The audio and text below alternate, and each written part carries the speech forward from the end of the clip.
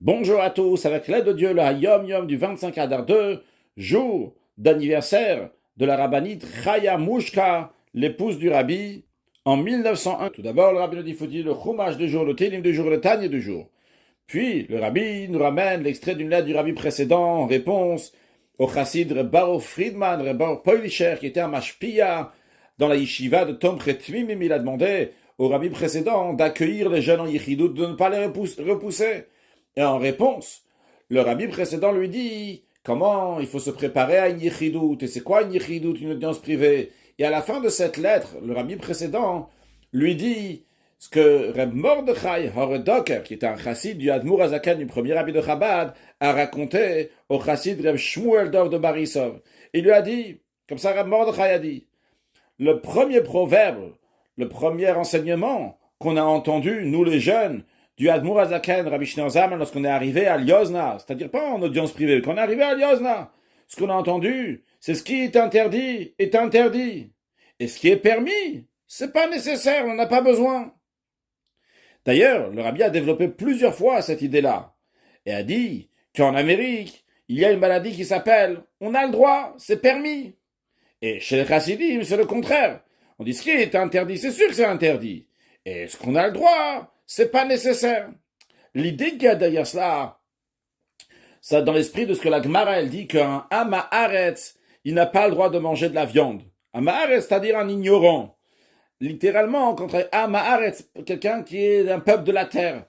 C'est pas une interdiction, évidemment. Parce que quand on dit quelque chose qui est interdit, c'est-à-dire quelque chose qui est assour en hébreu, qui veut dire emprisonné dans les forces du mal. On n'a même pas le droit de faire une bénédiction sur ça.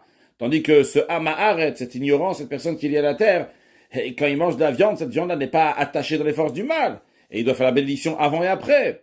Seulement quoi? L'idée, elle est que quand on mange, c'est pas pour que la personne va manger, pour que la personne va recevoir quelque chose du manger. L'homme, il est plus haut que le manger, que la nourriture.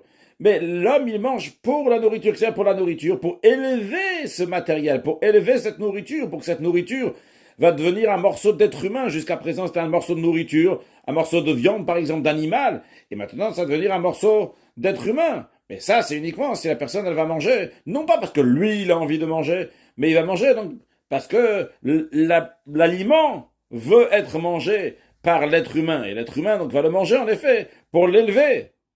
Mais si ce n'est pas le cas, eh bien, à ce moment-là, c'est exactement l'inverse.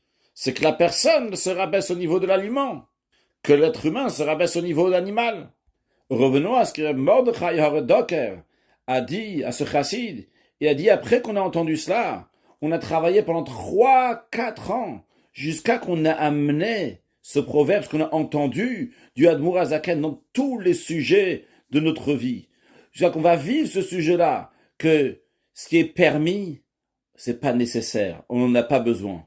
Et uniquement suite à ça, on est parti en audience privée en entrant en Yichidut chez le Admour Azaken pour lui demander de quelle manière servir Dieu, un chemin, une voie dans le service de Dieu. Alors dans ce Yom Yom, on a d'un côté le message, comment on se prépare pour entrer en Yichidut chez le Rabbi, et d'un autre côté, on a aussi un message général dans la vie de tous les jours, que ce qui est interdit, évidemment que c'est interdit, et même ce qui est permis, c'est pas nécessaire. Aïe, on a le droit, c'est permis.